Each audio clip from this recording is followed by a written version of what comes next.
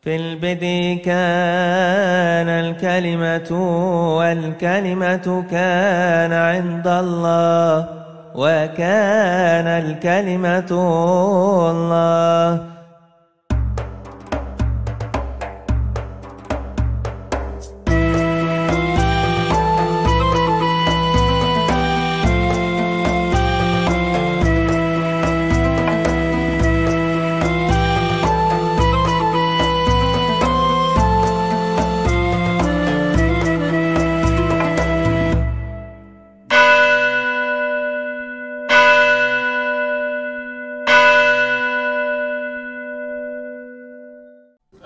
Salam, selamat siang, salam sejahtera dari kota Haifa, kota yang sangat indah dan demokratis, kota pluralisme karena di sini ada Yudaisme, Kristen, bahkan dari kalangan Islam ada Ahmadiyah, itu pusatnya di kota Haifa.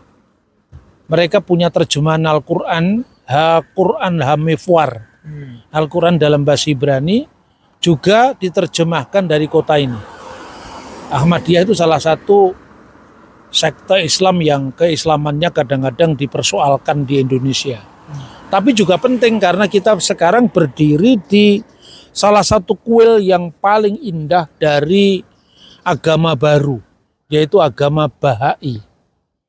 Agama Bahai itu didirikan baru kira-kira pada tahun 1863 oleh seorang yang asalnya dari Persia, namanya Mirza Hussein Ali Nuri, yang bergelar Baha'u'llah.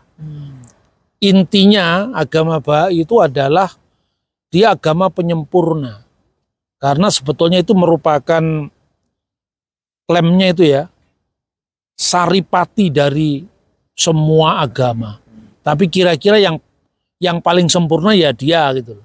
Jadi kalau Yahudi itu kira-kira kelas TK, Kristen itu SD, Islam itu SMP, nanti yang lain lagi misalnya agama setelah Islam, Protestan misalnya, itu adalah SMA dan dia kira-kira universitas, kira-kira seperti itu. Itu ya, tapi klaim-klaim seperti itu saya kira ya wajar-wajar saja lah. Setiap orang punya pilihan mana yang paling baik, mana yang paling akhir. Kalau bagi orang Islam yang paling akhir ya Muhammad, bagi orang Kristen ya Kristus, bagi orang Bahai yang lebih grace lagi itu Baha'u'llah, bagi orang Mormon Joseph Smith. Maka klaim-klaim Nabi terakhir, agama paling sempurna itu tidak bisa dipaksakan kepada pihak lain. Di kota ini, kota yang sangat demokratis. Itu kira-kira tentang agama Bahai. Nah, agama Bahai ini punya kitab suci apa tidak, Pak? Ada, namanya Kitab I-Aqdas. Aqdas itu yang paling kudus, kira-kira seperti itu. Wah. Itu sudah ada di Indonesia atau belum? Di Indonesia saya kira sudah ada. Komunitas Bahai, saya pernah diundang juga zamannya Gus Dur. Itu ketemu saya sama pemimpinnya, dan ketika Pak Menteri kemarin tahun lalu atau 2 tahun lalu memberi ucapan selamat pada salah satu perayaan Bahai, saya malah membuat video khusus ucapan selamat terhadap kelompok agama Bahai ini, karena kebebasan beragama lah, kita tidak usah mempersoalkan pendapat orang tentang keyakinannya, itu ranah privat saya kira. Ini kan kota yang sangat moderat, kota yang besar. Apakah ada universitas terkenal di tempat ini? Ada. Yang paling terkenal itu ya Haifa University. Lalu ada yang terkenal lagi itu Technion. Lalu kalau sekolah teologi ini Pak ya, ada mengatakan ini ada kampus namanya Tanah Biblical Study. Kira-kira di mana letaknya Pak? Tanah Biblical Study. Holy Scriptural Biblical. Saya enggak tahu. Jadi saya gini lah.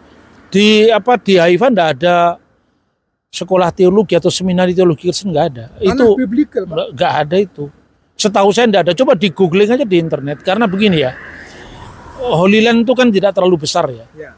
Ada 3 kota terkenal di Israel. Yang pertama Tel Aviv, Di Tel Aviv itu ada Tel Aviv University, ada banyak yang terkenal. Rijksman University itu di dekat Tel Aviv situ, kemudian Hebrew University terkenal di Bethlehem. Kalau di Haifa yang saya tahu dua sekolah itu, Technion dan satunya Haifa. Lah di Haifa itu ada departemen untuk studi-studi agama, termasuk misalnya Yudaisme.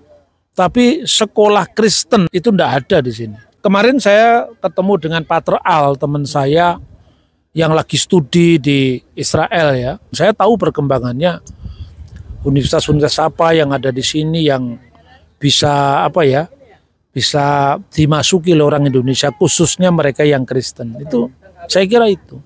Jadi S3 Tanakh Biblical Study nggak ada? Setahu saya nggak ada.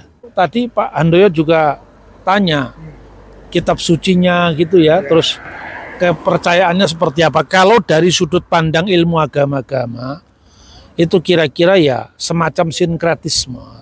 Meskipun orang tidak semua sepakat dengan istilah itu ya, tapi artinya semua agama itu dianggap memiliki sumber yang satu dari Tuhan, tapi manifestasinya macam-macam. Ya. Cuman klaim yang paling sempurna dan paling terakhir itu adalah Baha'u'llah, itu juga ada. Artinya gini, semua agama diakui, tapi yang terakhir saya loh. Ya. Yang penyempurnanya saya loh, kira-kira seperti itu.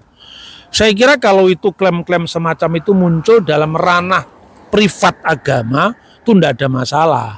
Yang menjadi masalah kalau yang ranah privat itu dipaksakan kepada orang lain yang berbeda, bahkan minta bantuan pemerintah untuk jadi undang-undang negara, itu yang menjadi masalah. Pak Handoko tadi di BIS yang bertanya ya, kira-kira bahasanya apa, terus rumusannya, formula doanya seperti apa? Ya mirip-mirip lah, Kristen, Yahudi, Islam, Bahai itu mirip-mirip, karena itu kan semua munculnya dari Timur Tengah. Cuma kalau ditanya formula Bahai dalam kitab sucinya itu lebih mirip Kristen dan Yahudi. Jadi rumusan bi-ismi dalam nama atau besem dalam nama itu khas Kristen. Jadi misalnya Kristuslah yang pertama mengajarkan dalam rumusan baptisan. Besem ha'ab wihaben wirwa hakodes. Esto ono matu patros keto yu keto agyu pneumatos. Itu khas Kristen. Doa yang diawali dari bi-ismi, besem, bisem dalam bahasa Aramaik. Nah itu kemudian dilanjutkan oleh Islam dan Bahai. Rumusan itu kalau diamkan Bismillahirrahmanirrahim.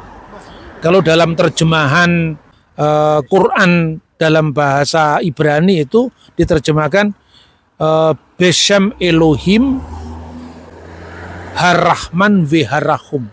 Tapi kalau di rumusannya kitab suci Bahai itu ungkapannya menarik itu. Jadi Bismihil Hakim ala makana wa mayyakun. Ini gabungan antara Kristen sama Yahudi.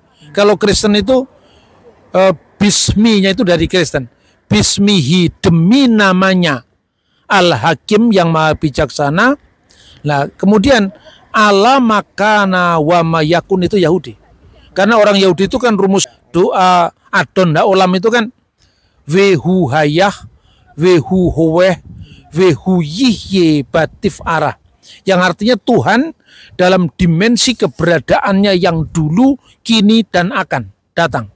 Maka dikatakan dia yang ada, dia yang sudah ada, dan dia yang seterusnya akan ada, dia yang maha mulia.